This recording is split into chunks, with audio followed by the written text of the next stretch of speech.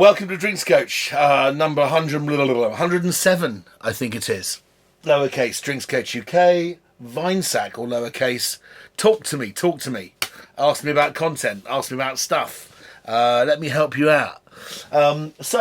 You're watching the Drinks Coach UK on YouTube, and today we have 5 Bulgarian Rakias. No? None the wiser?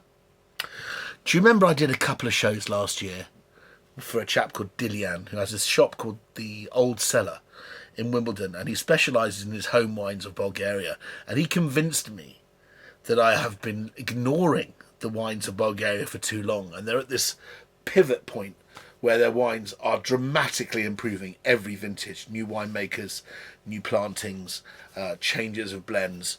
But one thing that he's also kind of got me infected by is his business partner, Stoyan. Thumbs up, Stoyan.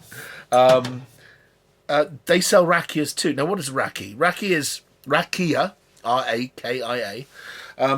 Can take 2 forms. Traditionally, the form of this one is grappa. It's grappa.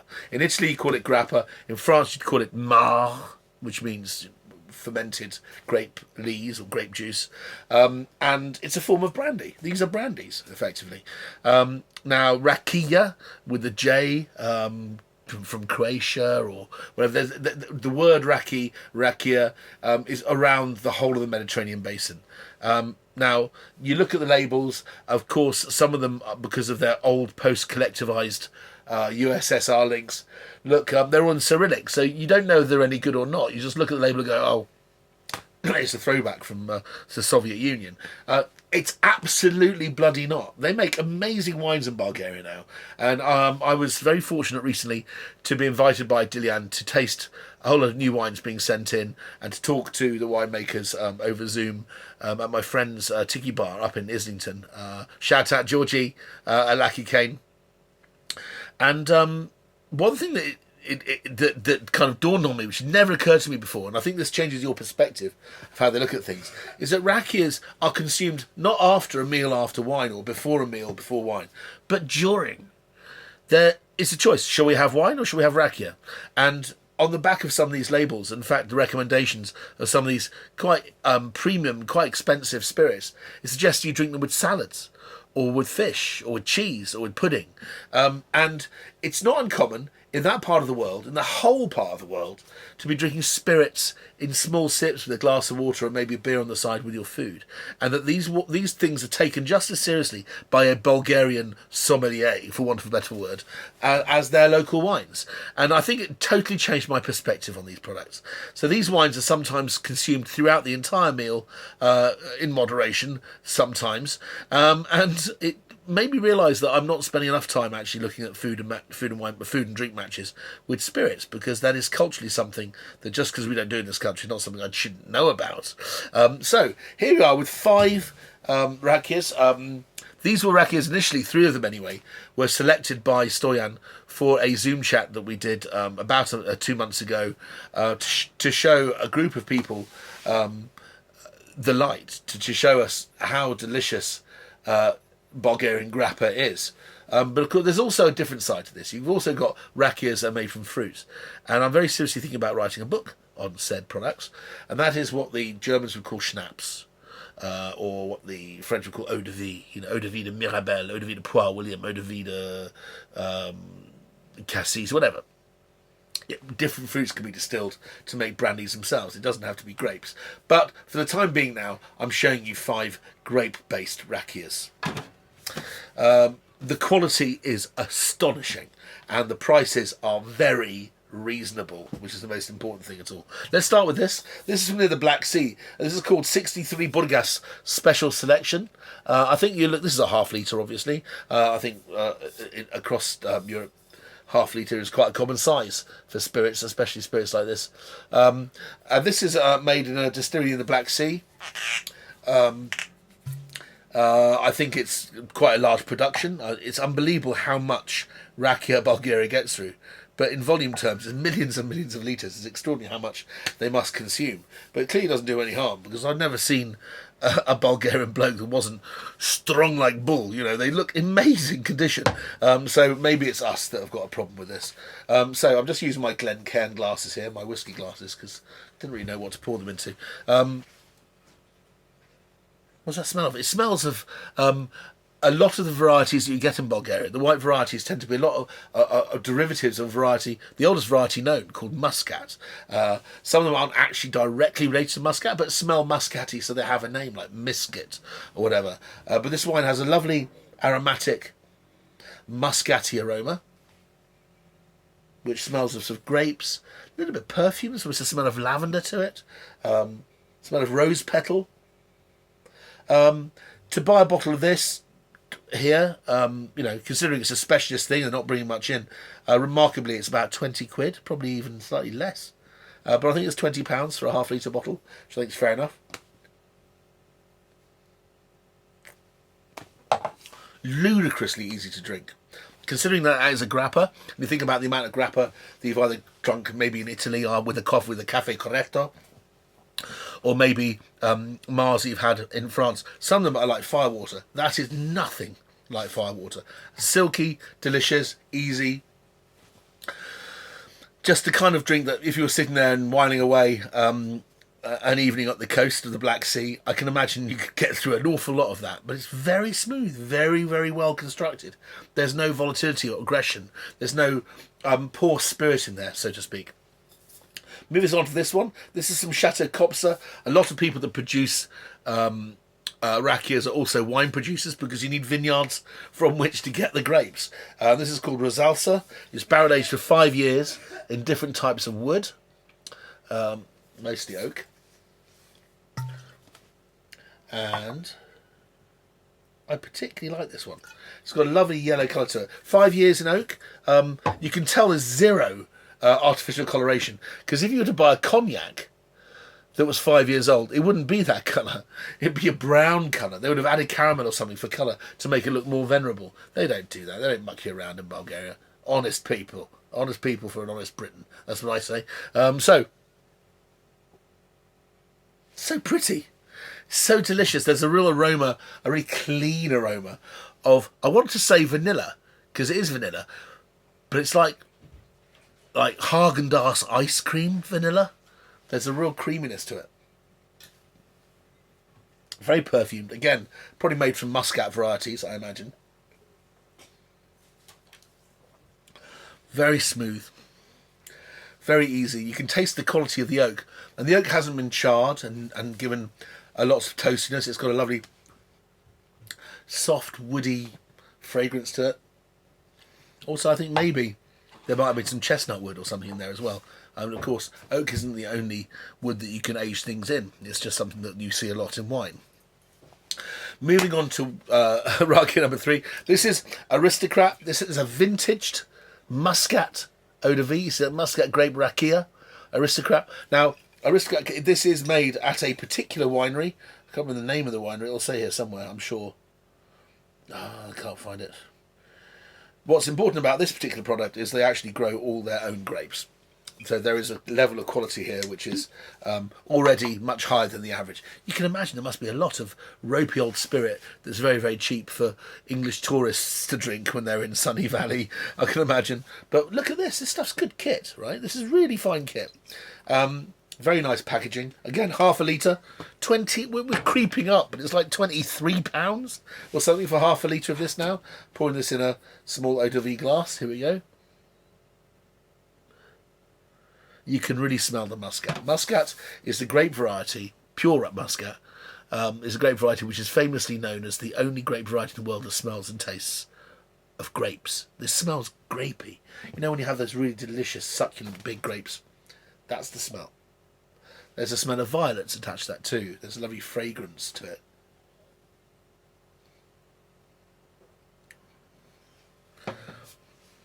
It's good. But I don't think it's an improvement necessarily on the balance and flavour profile of the first two.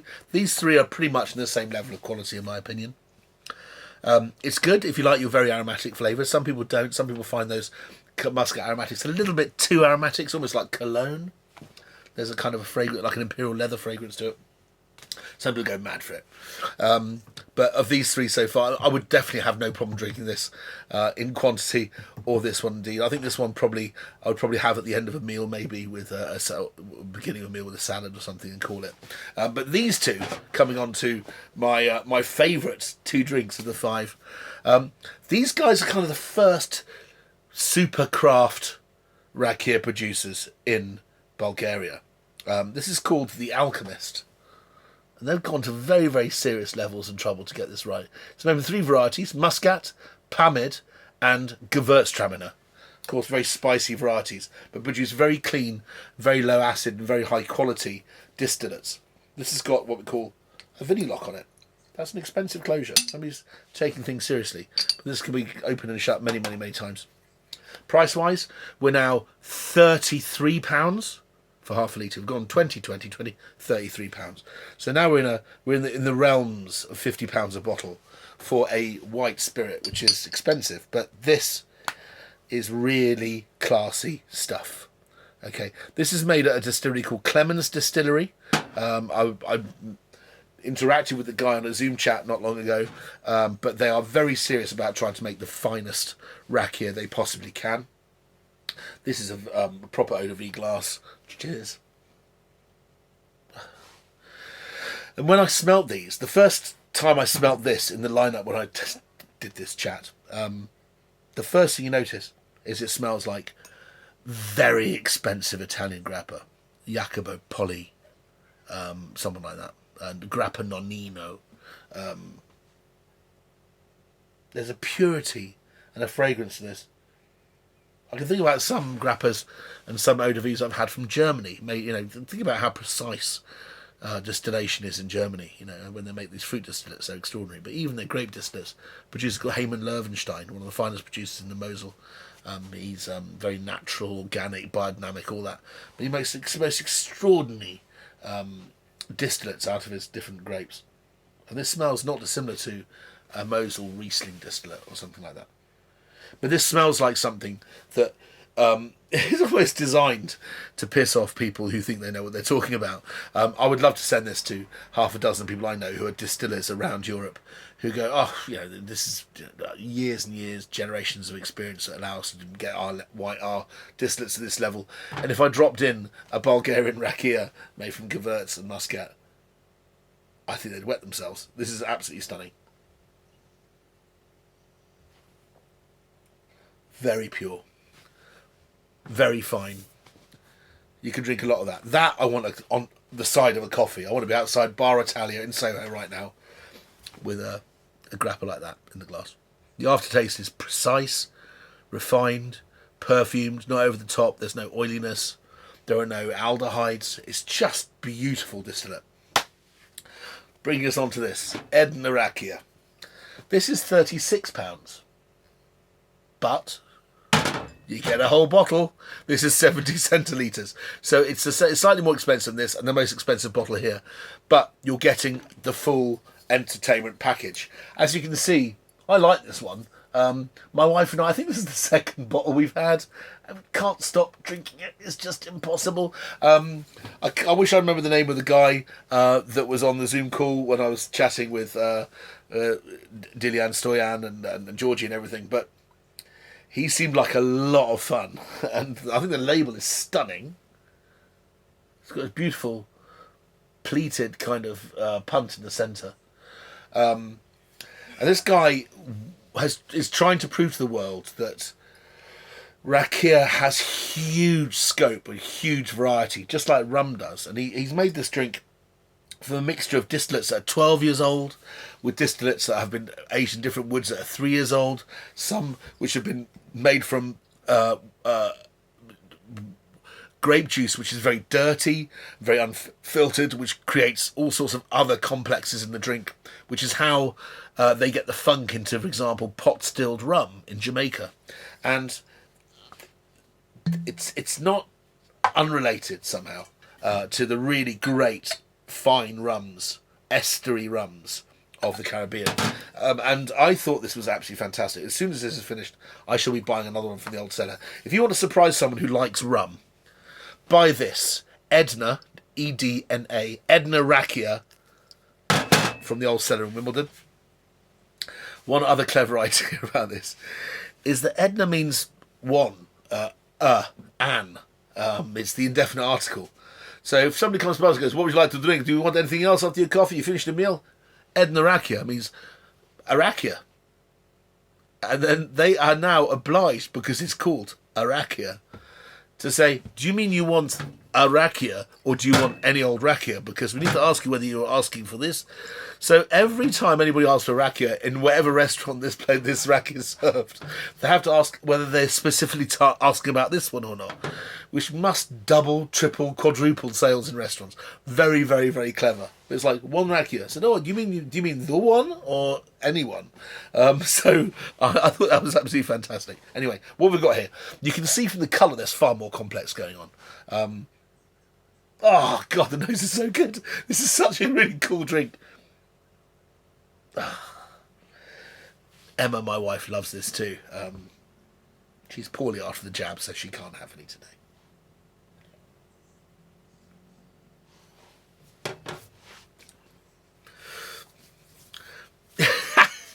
You can make a daiquiri out of that. You can make a planter's punch out of that. Anything you can make out of rum, you can make out of that. And to think that was made from grapes, astonishing. At some point or other, if Stoyan lets me, I'll do another one of these, but we'll do Bulgarian fruit distillates, because they are just as astonishing, I've been told. There you go. The old cellar in Wimbledon. Go online and check them out. But this is, if you like your spirits and you like grappa, this is not to be ignored, I promise you. And I've been waiting a good few weeks to do this, and now's the chance to show you. See you next time.